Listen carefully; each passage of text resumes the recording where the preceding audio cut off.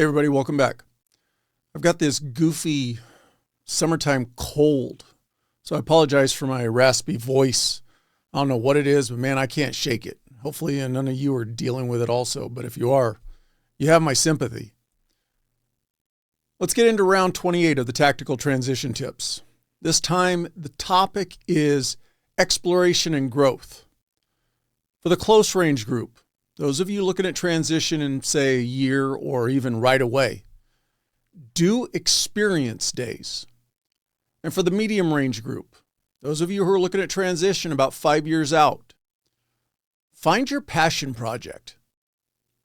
And for the long range group, those of you who are looking at transition at least 10 years, maybe you're just starting your career, get on an advisory board.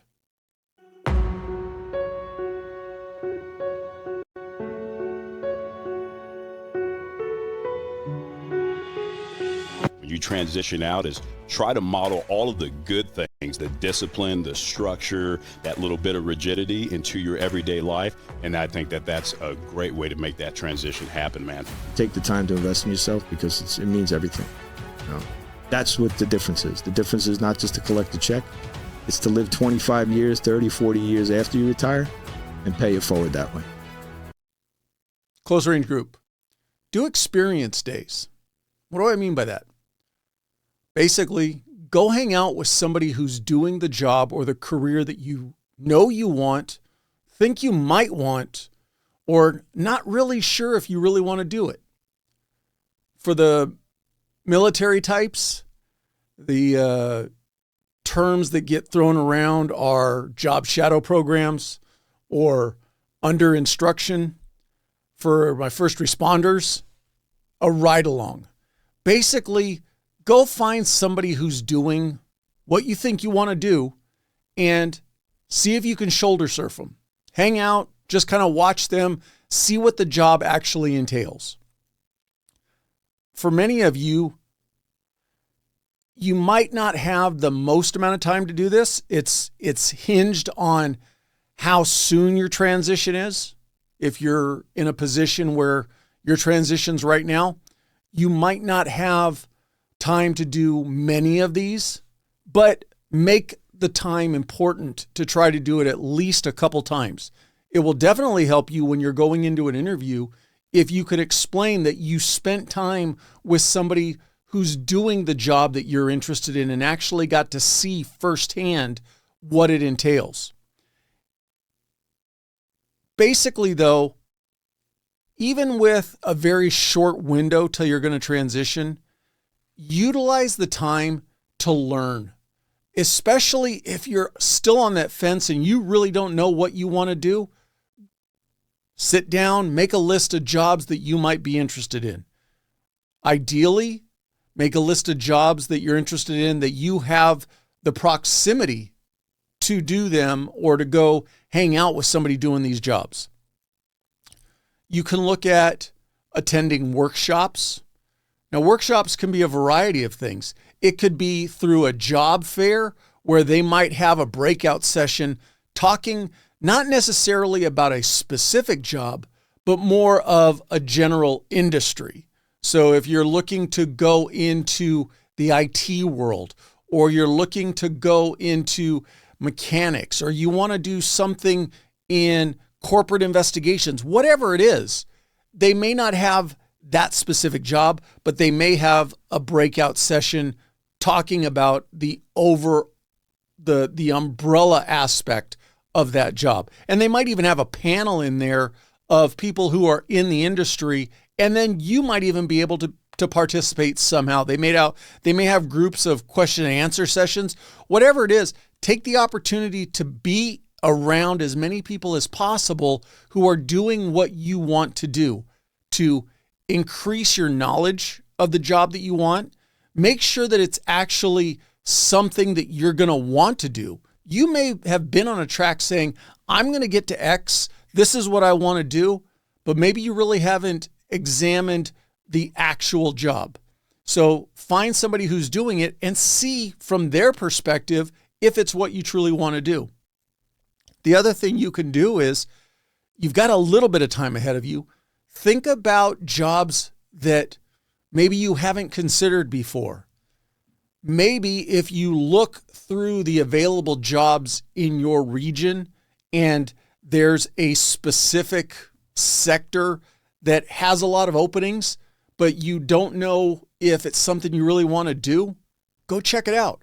You may be surprised. It might be something that interests you and you're like, oh, let me go apply for those jobs because there's a bunch of them available around me. And I don't know what that given job is. It's going to be hindered, or it's going to be impacted by what's available to you. But if there's a segment that's available that you're just not considering, give a look. I would say try as many different ones as you can, because like I said, if you have, especially if you're kind of on that fence right now and you really don't know what direction you want to go in, try to do as many.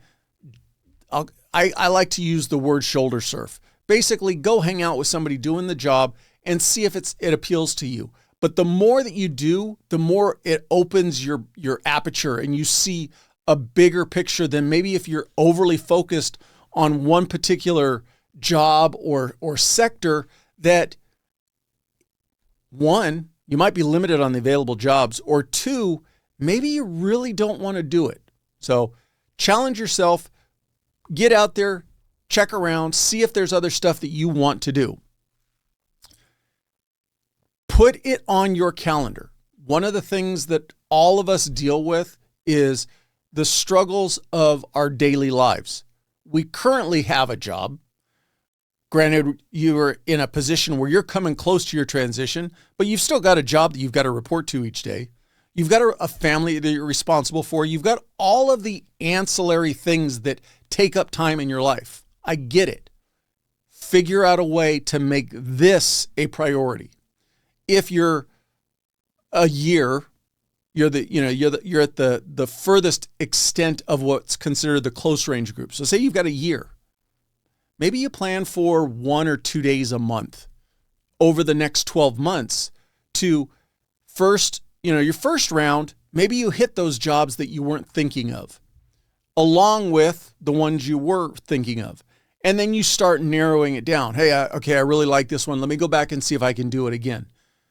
Your options for getting to meet more people. If you can, if there's a company that you want to work for, maybe they allow you to shoulder surf several different employees. You get a different perspective as opposed to just going back and hanging out with Joe again and again and again. But if that's your only option, at least you're getting to know the job better. On the flip side, maybe in that initial couple visits, you find a new company or a new profession that has an interest to you, expand that. Put a little bit of time into looking into that job more and seeing if that's what you really want to do. If you're closer to your transition, if you're in that situation now where maybe you're in a forced transition and time is really against you, you're up against that clock, you may not have the time to do it.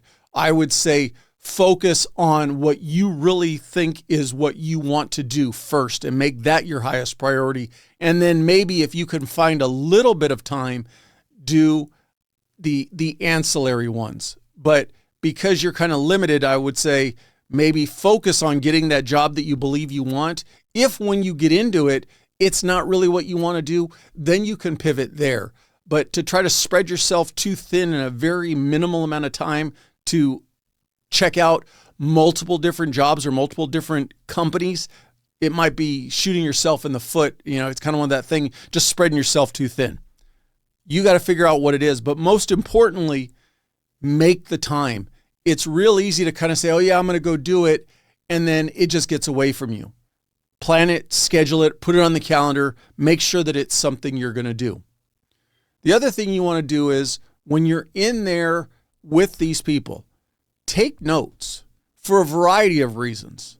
Most important, you want to remember what it is you really like about the job, but also what are those little things that maybe you hadn't considered that you may not like about it. And so it'll help you further the decision process as to whether or not you really want to go down the path and go towards that profession. The other thing is, when you go into the hiring process, you'll be able to transfer those notes into your responses. The time that you spent, because you're not going to get paid for this is all on your own time. The time that you spent hanging out with, shoulder surfing, job sharing, whatever it is you want to refer to it as, but the time that you spent getting to not only know the position more, but you got to learn that company more. Sell that in your interview. Don't let that slide by, because that really shows a level of commitment that you have, not just for getting this job, but the level of commitment that you have towards preparing yourself and being the best applicant possible. Wrapping this one up, start small. Create a list of what you really think you want to do. Aim for those first. If you've got a limited amount of time, definitely aim for those first. But also, if you can eke out some additional time, look at some other options that maybe you haven't considered yet, or maybe that are available in your area. You just didn't think that that would appeal to you. You won't know unless you step your foot in that pool. This episode is brought to you by Soflete, a tactical fitness company founded by special operations soldiers. Soflete is dedicated to helping you achieve a healthy lifestyle. From expertly crafted training programs to high-quality proteins, pre-workouts, and sleep and recovery supplements, they've got everything you need to power through your day. Soflete also has a full line of clothing. They have you covered from shorts to cold weather gear. Embracing the motto, Die Living, Soflete inspires us all to embrace life with vigor and resilience. So take the first step towards a healthier you. Visit soflete.com. That's SOFLETE.com. And use the promo code TDP20 to get 20% off your order. Again, that's TDP20 for 20% off your order. Medium Range Group. Find your passion project. This is very important to think about in the sense that what drives you from the inside out? What do you truly enjoy doing? And I don't want you to think of just what drives you from a professional standpoint. I want you to really think about what drives you, I'll even call it to a degree spiritually. What really calls to your soul? And more important, if you don't have something like that currently in your life, you really need to take a step back and evaluate why. Is it a byproduct of maybe just a general negativity from your experiences? Is it an indicator of maybe a lack of overall happiness? I mean, I could go way down into the weeds and get into all of the psychological type stuff, but if you don't have something in your life that you look forward to doing, I would say that that should be a red flag to you. Additionally, and this is just my opinion, if your passion project currently is your job, I think that should also be a red flag to you, because if it's that important in your life and you're looking to step away from it in 5 years or so, what's that going to do to you if you can't replace that? We all had things that we loved doing as we were growing up, as we came into these jobs. Maybe we were doing them when we started these jobs and just kind of moved away from them. Whatever caused you to move away from that thing, whatever that is, find your way back to it. Now, if you've truly evolved, and what I mean by that is, I'll use myself as an example. I was deep into triathlons early in my law enforcement career. From right up till about my 10, 11 year mark, I was active with triathlons. But what changed in my life at that point was kids came along. And I tried to hold on to it. And it just wasn't an option. I had to take care of my family more than I had to take care of my desire to do triathlon. It just took up too much time. So then I narrowed it down and I just stayed focused on the cycling, because that's what I had done my whole life growing up. And then as I got older, it became something where I just didn't have the time for it, because all of a sudden now, not working shift work anymore, working as a detective, your time starts getting eaten up. Your kids start getting older, and pretty soon they've got to get to soccer and baseball and all the stuff they're doing on the weekends, and it just wasn't there. And so I had to put that piece of my life behind me. I've now replaced it. My kids are now older. They don't take up as much of my time, but I made jujitsu that new thing for me. But every once in a while I think about, wow, maybe I'll get back into cycling. And I think of everything that it would take to get back involved with it.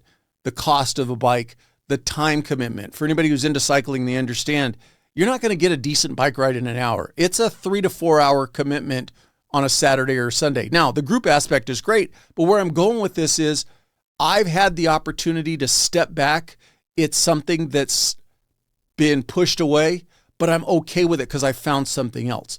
All I'm trying to, a long way to what I'm trying to get to is whatever that used to be, if you truly want to get back to it, figure out a way to do it. When you venture into this pond of what you're going to do now as your new passion project, now's when you have that opportunity to try new things.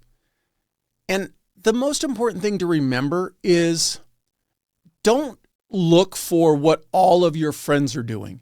If there's something that you really want to do, go do it on your own. But at the same token, don't do it alone. And what I mean by don't do it alone, share it with your friends. Hey, I'm giving this a try. Anybody interested in doing it with me? If not, no big. In addition to that, though, as you're doing it, and I'm guilty of this, we end up over talking about that topic. For me, it's over talking about jujitsu. But what that's done for me is it's introduced a new friend group for me that I've been able to bring them into my life. And then while I was doing jujitsu, while I was still working, I was sharing that with my coworkers and finding that, oh, other coworkers do it too. So go down your own path. Find what you want to do. If there is something that already your group of friends does and you want to get involved with it, great. But if that's not truly what you want to do, whatever it is you decide to do, yeah, it might be a solo venture initially because you don't know per se anybody else who's doing it, but share that. Share your experiences with your friend group and see if anybody wants to come along, but also share the growth and your happiness with the new friend group that you're now engaged with and make them part of your life. Because you're entering into a new world. You're also entering into a new tribe. The most important thing for you to think about, though, is if there's something that you want to do that is skills-based, you want to take up surfing, you want to take up archery, you want to take up cooking, you want to take up photography, whatever it is, understand that if you don't have the knowledge base coming to the table, it's going to take time. You've got to be patient. Allow yourself the time to grow into it and make sure you dedicate the time to grow into it. On the other side, though, if you get into it, just because you feel like, oh, I committed to learning how to surf, man, I've got to do this. But if you're going down to the beach every day or whatever is in your dedicated schedule and you're leaving there going, man, I really don't like A, I really don't like B, if you really don't like it, don't stick with it just out of stubbornness or pride. If you gave it a try, man, this just isn't, I wanted it to be more than what it was and it just isn't. That's okay. But don't give up because you go into something and you're not immediately good at it. Understand that you've got to stay committed. That's half the fun of, like the old saying, we don't appreciate what we don't work for. If it comes easy, you tend to take it for granted. So if it's challenging you, that's a good thing. Put your effort into learning it and give yourself the time to get better at it. Granted, the backbone of these episodes is the career transition, but understand too that finding that passion in your life doesn't necessarily have to be just about making money. When you're going into your transition, it's more, or it's as important to consider you and how you're transitioning and finding that thing that brings you peace, brings you to your center, and keeps you calm while you're going through your transition phase. However, if you get into something and you find that, man, I've been wanting to do whatever it is for a long time, but there was never a group or never an opportunity around me to do it, now start thinking about, and this goes back to sharing it, now start thinking about who else can you make it available to because they're also looking for it also. Do you start posting on social media? Hey, I'm doing X on Saturdays at 9:00. Meet at this coffee shop and we can go do it or whatever. And start trying to grow your new community, because what you're doing is you're giving back to others who are looking for the same thing you were looking for. They just perceived it like you did, that it wasn't available. Taking that to the nth degree, if it's a big enough activity, if it's a big enough group that grows with it, then you can definitely look at, well, Jesus, maybe there's a way I can put money behind this passion project of mine. But don't go into the passion project thinking that I need to find that thing that's going to make me money. This may just be that thing that helps you calm down and relax so that you can then focus on, or be more focused on, finding the money job. I'll end this with, just make sure, again, whatever you decide to do it for you. Don't do it because your friends do it. And most importantly, don't do it because you're looking for validation from others. Do it because it feeds your soul. This episode is brought to you by Trident Coffee, the veteran-owned brand where every sip inspires you to live life full steam ahead. I've been drinking their coffees for a while now, and I'm glad to partner with a company whose products I use. At Trident, they're more than just coffee. They're storytellers. Crafted by veterans, their instant cold brew is perfect for those who serve, those who have served, and anyone who values wellness. Featuring natural ingredients like organic mushrooms, adaptogens, and nootropics, it's more than just a morning pick-me-up. It's your new wellness ritual. Enjoy it at home or on the go, wherever your day takes you. Trident Coffee isn't just about great-tasting coffee. It's about empowering you to be the healthiest version of yourself, because great veterans make great citizens. Try their instant cold brew today, along with many other coffee products, and taste the freedom of wellness. Remember, when you choose Trident, you're not just choosing coffee. You're choosing a path of connection through health and wellness. Head on over to tridentcoffee.com and use the promo code TDP15 for 15% off your order. Again, that's TDP15 for 15% off your order. Long Range Group. Get on an advisory board. Take the opportunity to be part of a group where you can bring your expertise, your skills, and your experience to a problem situation or an advisory situation. But remember, be an advisor, be a team member, not a dictator. You're coming into a group that hopefully is welcoming you in, because you're probably not going to be able to just kick the door in and say, I'm part of this group. You're going to have to ask for admission. So make sure that when you go in, you're there because you want to be a viable team member, that you want to help whatever they're doing. But at the same token, you bring a level of expertise and experience, though it might be a small piece of the pie. You're not going to know the entire piece of the pie. That's okay. Be confident in what you bring to the table, but most important, be a good team member. Push yourself to be nice.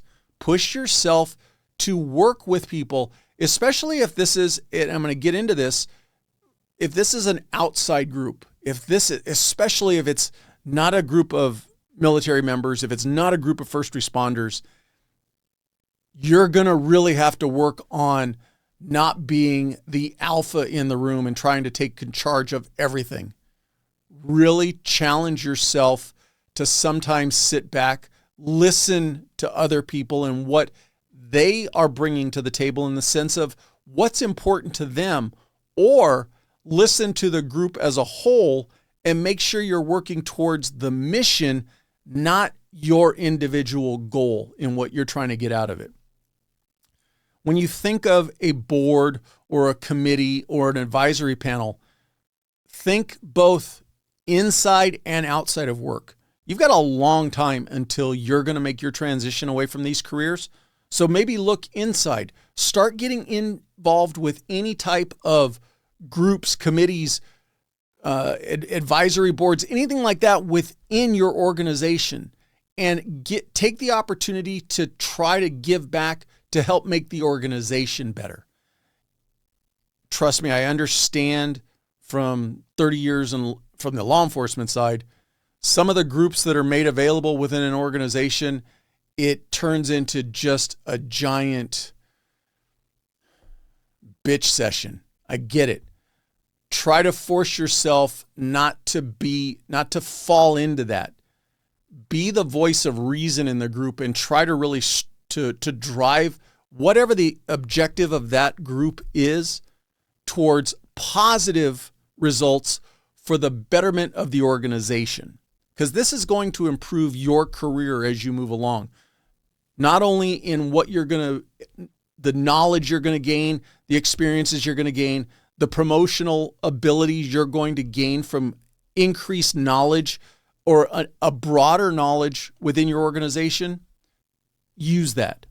Now on the outside, there's a lot of groups and stuff that you can get involved in. You can get involved in your church.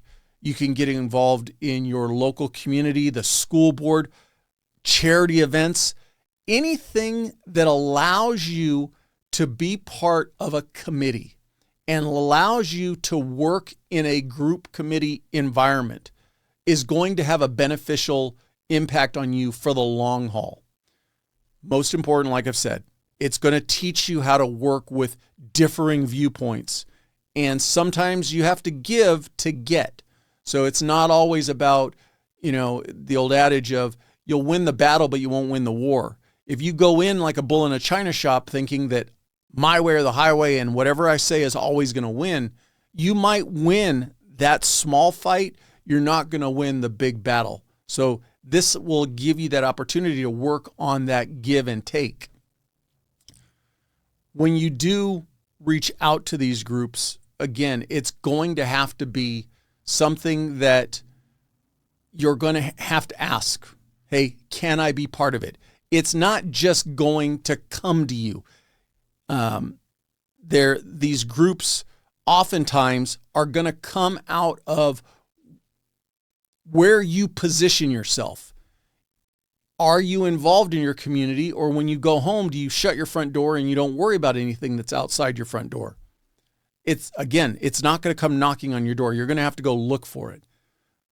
The other thing you need to remember too is many of these, especially now,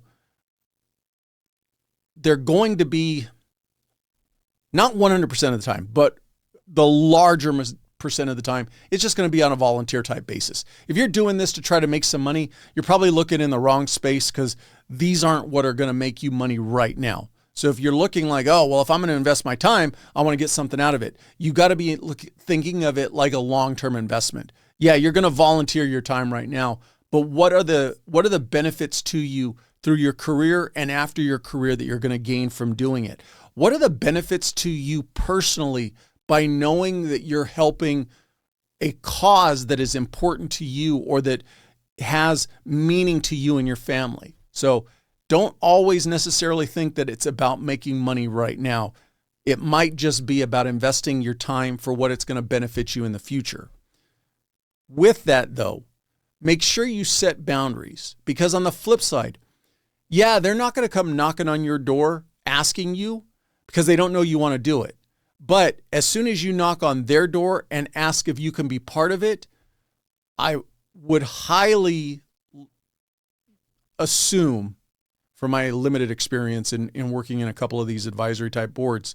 Once they find out that you're a veteran, you're a first responder, and you bring that type A alpha to the table, they might start leaning on it. Or especially if, not a great topic to talk about, but going back to the church aspect and all of the shootings that we're seeing lately. You get on a security advisory board.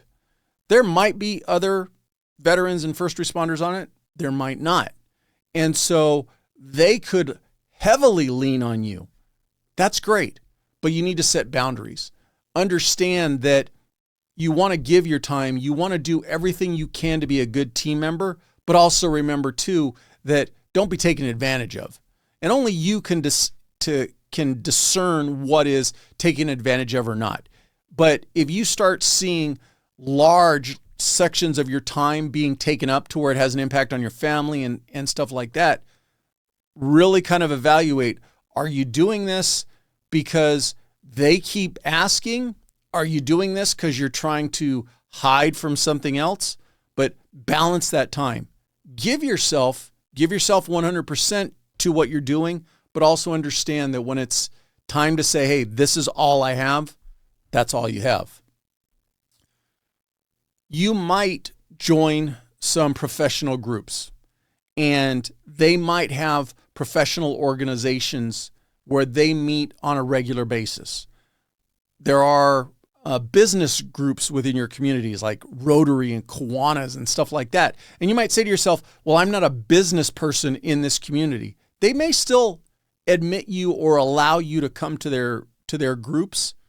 Don't undersell your abilities and your experiences. We all understand the concepts, whether you like it or not. We understand the concept of a task that has to get completed and who are the right people to get that job accomplished. That's the core of almost every business. The only thing we kind of lack sometimes, and this is going to be a learning experience for you, is the customer aspect. Because as a veteran or first responder, we really don't necessarily at our level think about who the customer is. We just are simply there to provide the service, and our higher ups are more of the policymakers, and they're more of what does the community want. So put yourself in that situation now. Maybe you might feel like the outsider. Maybe the first couple times that you go to this group meeting, this group board, whatever it is, maybe you are just the fly on the wall. Just start taking a temperature of the environment and then slowly start engaging yourself. But don't ever think that you don't deserve to be there, especially if you've asked to join and they've accepted you. That means that you've got something that they want. So you do belong at that table. Always be thinking long term. These entities, whatever they are going to give you opportunities short term and long term. Short term, it's going to teach you valuable skills that you can take back to your organization right now to make you better and make you more promotable, more reliable, more of a jack of all trades, so to speak, because you're increasing your skill set beyond what you currently have.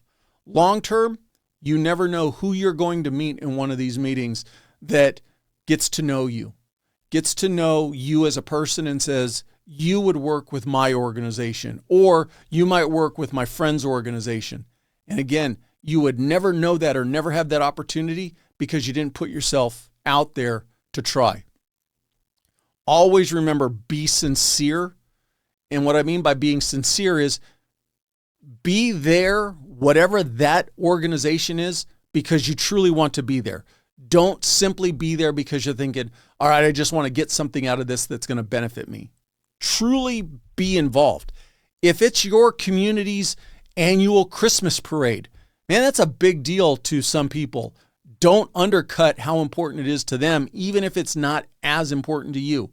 But make it seem as though that's the most important thing to you at that moment. Additionally, though, when I'm saying be sincere is remember that an offhanded remark today or being the bull in the china shop today, being the one who tries to take over the meeting today could have long-term ramifications, because the same way somebody might like you and think that you'd work with their company, they're also going to look at you and go, I don't like you. I don't want that person to work for my company. I'm definitely not going to recommend them for my friend's company. So always be thinking who's evaluating you and what's the image that you're portraying to them, and does it have a marketability long-term? The thing that I always say about this is, and it always comes back to, while you're still working, whatever it is you want to go do, for the most part, not even for the most part, get permission from your organization before you jump into anything. Don't get involved with something, even if it's on a volunteer basis, and find out later that it's not approved or it goes against your organization, because then it might pass over with no issue. They may just say, hey, you can't do it. And you go to the other group and you go, hey, I'm sorry, I got to back out. And it's no big deal. Or it could potentially make a lot of waves, makes the wrong people mad at you at your organization, which has a negative impact on your career. Maybe you're deep into responsibilities with this other group, and by you stepping back really causes a vacuum for them to have to deal with. So it's just better if you find an organization that you want to get involved in, just get permission from your organization before you even start doing it. So in closing, close range group, do experience days, ride-alongs, job shares, whatever you want to call them. If you don't know the job that you want to do, go learn from somebody who's doing it.